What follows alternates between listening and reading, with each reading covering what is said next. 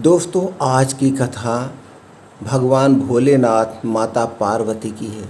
इस कथा को जो भी आदमी मन लगा के सुन लेगा अपने परिवार के साथ, उसके घर परिवार के सारे कष्ट मिट जाएंगे और उसके घर में अपार धन संपदा आ जाएगी।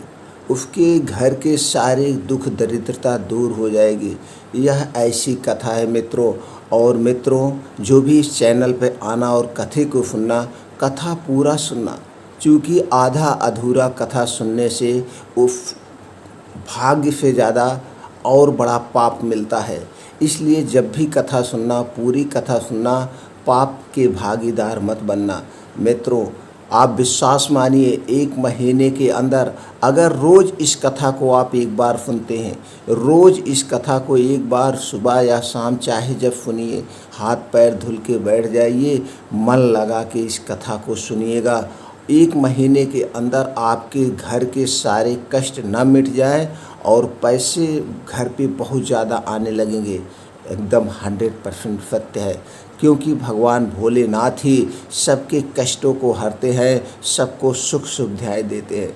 और दोस्तों, इस कथा को कैसे करना है, अगर आप ये व्रत आप भी करना चाहते हैं सोमवार के दिन, तो लास्ट में ये भी बताएंगे इस व्रत को कैसे करना है, व्रत करने की क्या विधि है, पूजा करने की क्या विधि है और हमें ये पूजा कब करनी चाहिए, सब कुछ बताएंगे।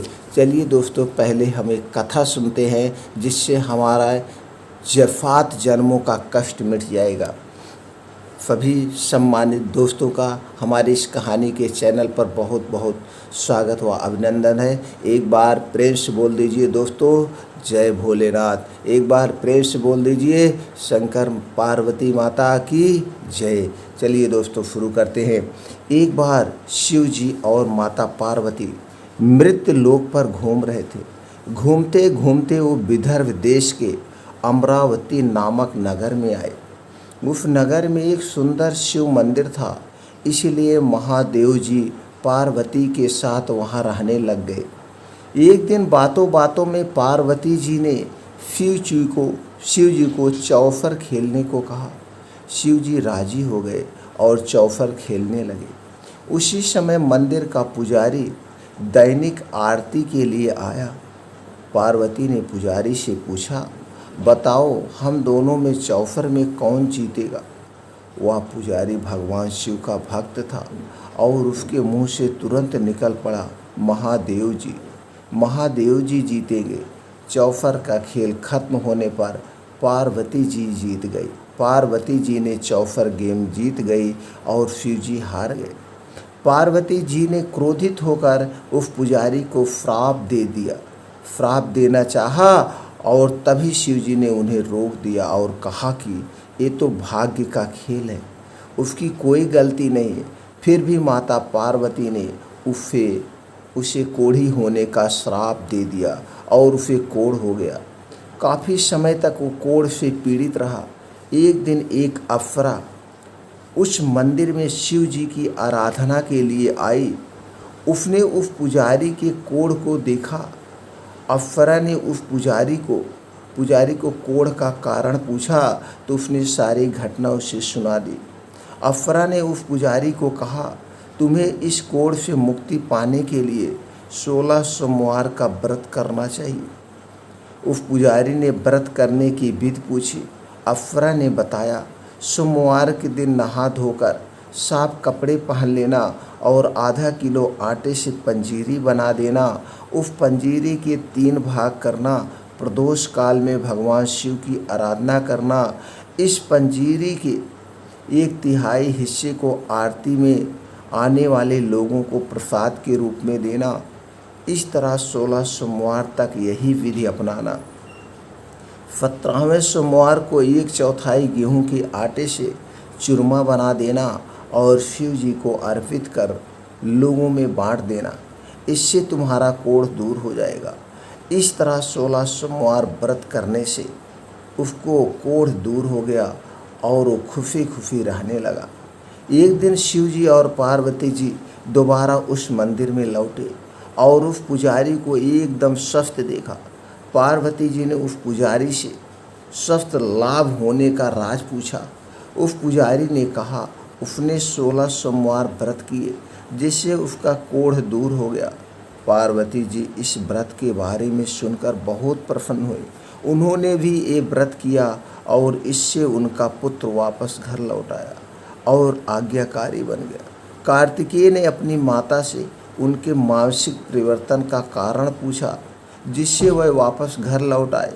पार्वती ने उन्हें इन सब के पीछे 16 सोमवार व्रत के बारे में बताया। कार्तिकेय यह सुनकर बहुत खुश हुआ। कार्तिक ने अपने दूर गए ब्राह्मण मित्र से मिलने के लिए उस व्रत को किया और 16 सोमवार होने पर उनका मित्र उनसे मिलने विदेश से वापस लौट आया। उनके मित्र से इस राज का कारण पूछा। तो कार्तिकेय ने 16 सोमवार व्रत की महिमा बताई। यह सुनकर उस ब्राह्मण मित्र ने भी विवाह के लिए 16 सोमवार व्रत रखने के लिए विचार किया। एक दिन राजा अपनी पुत्री के विवाह की तैयारियां कर रहा था। कई राजकुमार राजा की पुत्रियों से विवाह करने के लिए आए। राजा ने एक शर्त रखी, जिस भी व्यक्ति में गले में हाथनी वरमाला डालेगी उसके साथ ही उसकी पुत्री का विवाह होगा। वो ब्राह्मण भी वही था और भाग्य से उस हाथनी ने उस ब्राह्मण के गले में वरमाला डाल दी और शर्त के अनुसार राजा ने उस ब्राह्मण से अपनी पुत्री का विवाह करा दिया।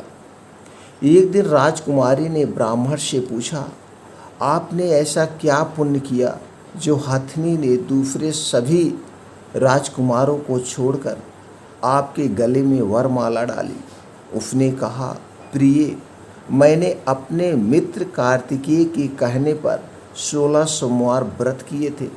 उसी के परिणाम स्वरूप तुम लक्ष्मी जैसी दुल्हन मुझे मिली। राजकुमारी यह सुनकर बहुत प्रभावित हुई और उसने भी पुत्र प्राप्ति के लिए 16 सोमवार व्रत रखा। फलस्वरूप उसके एक सुंदर पुत्र का जन्म हुआ और जब पुत्र बड़ा हुआ तो पुत्र ने पूछा, माँ, आपने ऐसा क्या किया जो आपको मेरे जैसा पुत्र मिला? उसने भी पुत्र को 16 सोमवार व्रत की महिमा बताई। यह सुनकर उसने भी राजपाट की इच्छा के लिए यह व्रत रखा। उसी समय एक राजा अपनी पुत्री के विवाह के लिए वर तलाश कर रहा था, तो लोगों ने उस बालक को विवाह के लिए उचित बताया। राजा को इसकी सूचना मिलते ही उसने अपनी पुत्री का विवाह उस बालक के साथ कर दिया। कुछ सालों बाद जब राजा की मृत्यु हुई तो राजा बन गया, क्योंकि उस राजा के कोई पुत्र नहीं था। राजपाट मिलने के बाद भी वो सोमवार व्रत करता रहा। एक दिन 17वें सोमवार व्रत पर उसकी पत्नी को भी पूजा के लिए शिव मंदिर आने को कहा, लेकिन उसने खुद आने के बजाय दासी को भेज दिया। ब्राह्मण पुत्र के पूजा खत्म होने के बाद आकाशवाणी हुई, तुम अपनी पत्नी को अपने महल से दूर रखो, वरना तुम्हारा विनाश हो जाएगा। ब्राह्मण पुत्र ने यह सुनकर बहुत आश्चर्यचकित हुआ। वह महल वापस लौटने पर उसने अपने दरबारियों को भी ये बात बताई, तो दरबारियों ने कहा कि जिसकी वजह से ही उसे राजपाट मिला है वह उसी को महल से बाहर निकालेगा। लेकिन उस ब्राह्मण पुत्र ने उसे महल से बाहर निकाल दिया।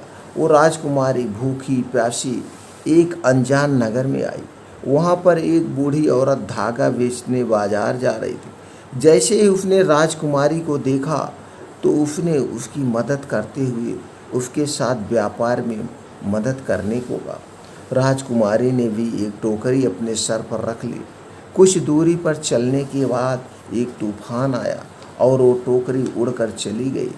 अब वो बूढ़ी औरत रोने लग गई और उसने राजकुमारी को मनहूस मानते हुए चले जाने को कहा, अपने पास से हटा दी। उसके बाद वह एक तेली के घर पहुंची। उसके वहां पहुंचते ही सारे तेल के घड़े फूट गए और तेल बहने लग गया। उस तेली ने भी उसे मनहूस मानकर उसको वहाँ से भगा दिया। उसके बाद वह एक सुंदर तालाब के पास पहुँची और जैसे ही पानी पीने लगे उस पानी में कीड़े चलने लगे और सारा पानी धुंधला हो गया। अपने दुर्भाग्य को कोसते हुए उसने गंदा पानी पी लिया और पेड़ के नीचे सो गई। जैसे ही वो पेड़ के नीचे सोई उस पेड़ की सारी पत्तियां झड़ गई। जब वो जिस पेड़ के पास जाती उसकी पत्तियां गिर जाती थी। ऐसा देखकर वहाँ के लोग मंदिर के पुजारी के पास गए। उस पुजारी ने उस राजकुमारी का दर्द समझते हुए उससे कहा, बेटी तुम मेरे परिवार के साथ रहो, मैं तुम्हें अपनी बेटी की तरह रखूँगा, तुम्हें मेरे आश्रम में कोई तकलीफ नहीं होगी। इस तरह वह आश्रम में रहने लग गई। अब वो भी जो भी खाना बनाती या पानी लाती उससे कीड़े पड़ जाते। ऐसा देखकर वो पुजारी आश्चर्यचकित होकर उससे बोला, बेटी तुम पर यह कैसा कोप है जो तुम्हारी ऐसी हालात है। उसने वही शिव पूजा में न जाने वाली कहानी बताई। उस पुजारी ने शिव जी की आराधना की और उसको 16 सोमवार व्रत करने को कहा, जिससे उससे जरूर राहत मिलेगी। उसने 16 सोमवार व्रत किया और 17वें सोमवार पर ब्राह्मण पुत्र उसके बारे में सोचने लगा, वह कहाँ होगी, मुझे उसकी तलाश करनी चाहिए। इसलिए उसने अपने आदमी भेजकर अपनी पत्नी को ढूंढने को कहा। उसके आदमी ढूंढते ढूंढते उस पुजारी के घर पहुंच गए और उन्हें वहां राजकुमारी का पता चल गया।